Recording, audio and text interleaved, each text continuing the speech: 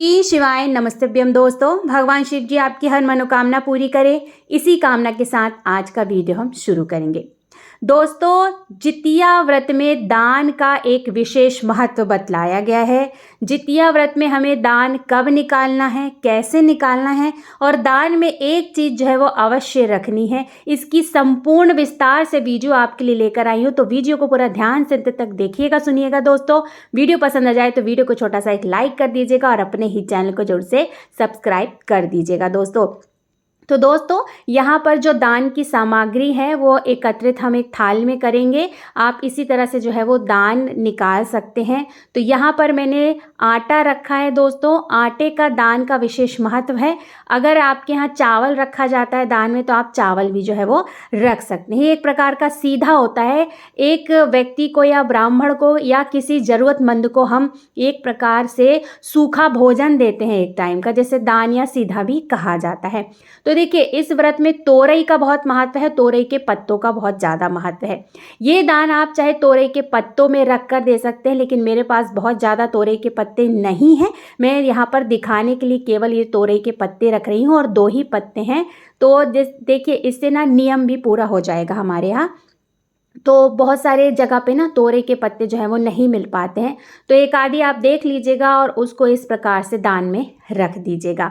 तो यहाँ पर चना की दाल रखी है, आप अरहर की दाल भी रख सकते हो। आपको मसूर की दाल को छोड़कर आप कोई सी भी जो है वो दाल रख सकते हो। आप उड़द की दाल भी रख सकते हो, मूंग की दाल भी रख सकते हो। तो यहाँ पर मैंने चने की दाल रखी है। अगली चीज़ है पिसी हुई हल्दी। देखिए, अब बहुत सारे घरों का विधान है कि वो हल्दी की गांठ जो है वो दान में देते हैं।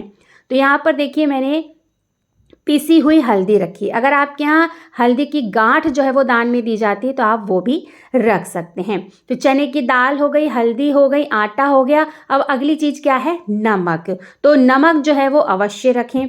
ठीक है दोस्तों, तो इस तरह से थाली जो है वो पहले से आप तैयार करके रख लीजिएगा और पात्र को छोड़कर बाकी सारी चीज़ों का आपको दान करना है। आप किसी पैकेट वगैरह में जो है आप ये सामान एकत्रित करके 1 या 2 दिन पहले ही रख सकती हैं।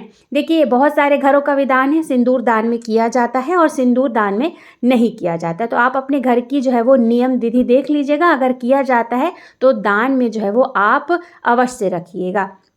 अब यहाँ पर कुछ सब्जियां हैं और भी कुछ चीज़ें हैं, वो मैं दूसरी थाली में आपको दिखा रही हूँ। तो इस तरह से देखिए, आलू रख देंगे हम। तो ये देखिए, 4 आलू की एक टाइम की सब्जी जो है वो आराम से हम जिसको दे रहे हैं दान, उसके लिए बन जाएगी। यहाँ पर हरी मिर्ची रखी है और बहुत सारे घरों में जो है वो अचार दान में दिया जाता है। तो देख लीजिएगा, आपके घर की जैसी विधि नियम होगी आप उस हिसाब से अचार भी जो है वो रख सकते हैं। यहाँ पर तोरई नहीं थी इस समय, तो मैंने यहाँ पर तोरई नहीं रखी है दोस्तों। लेकिन अगर आपके पास हो तो आप तोरई का दान जो है वो इस दिन अवश्य करिएगा।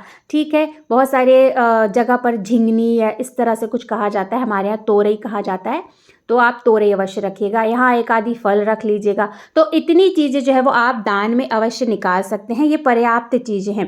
देखिए, बहुत साधारण सिंपल चीज़ें बताई हैं जो प्राय सभी जगह जीवित पुत्रिका व्रत में दान की जाती है। अगर आपको अपनी स्वेच्छा के अनुसार इसमें और चीज़ें दान करनी तो वो आप रख सकते हैं। बहुत सारे घरों का विधान है कि वो जितिया का भी दान करते हैं, सोने की, चांदी की या धागे की। तो आप वो भी इसमें रख कर जो है वो दान कर सकते हैं।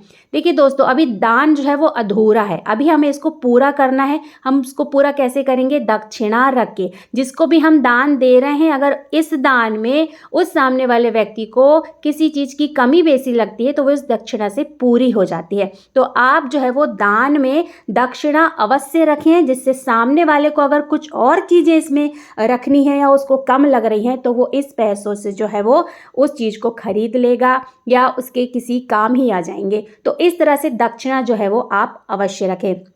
दोस्तों, मैंने आपको यहाँ पर एकदम साधारण सिंपल जो है वो चीज़ें दिखाई हैं और तोरई बस की कमी है, तो आप तोरई जो है वो अगर आपके पास हो तो अवश्य रखिएगा।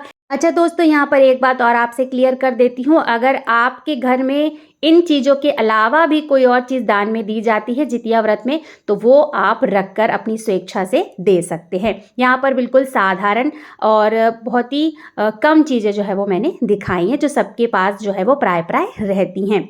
अच्छा, बहुत सारे घरों का विधान है कि सप्तमी वाले दिन यानी नहाय खाए वाले दिन व्रत के ठीक एक दिन पहले जो है वो दान निकाला जाता है, जिनकी सास वगैरह नहीं रहती हैं, तो वो ये दान जो है वो सप्तमी तिथि जिस दिन नहाय खाए होगा वो नहाय खाए के पहले ये दान निकाल देंगी। अच्छा, अब जिनकी सास वगैरह हैं वो ये दान जो है वो पारण के दिन यानी नवमी तिथि को निकालेंगी और फिर दान करेंगी।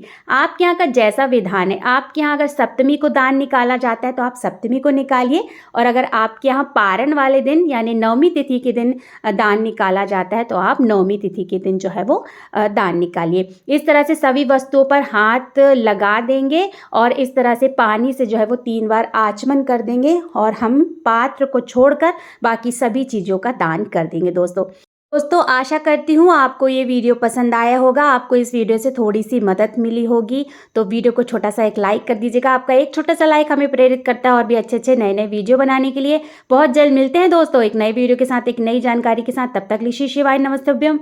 धन्यवाद दोस्तों।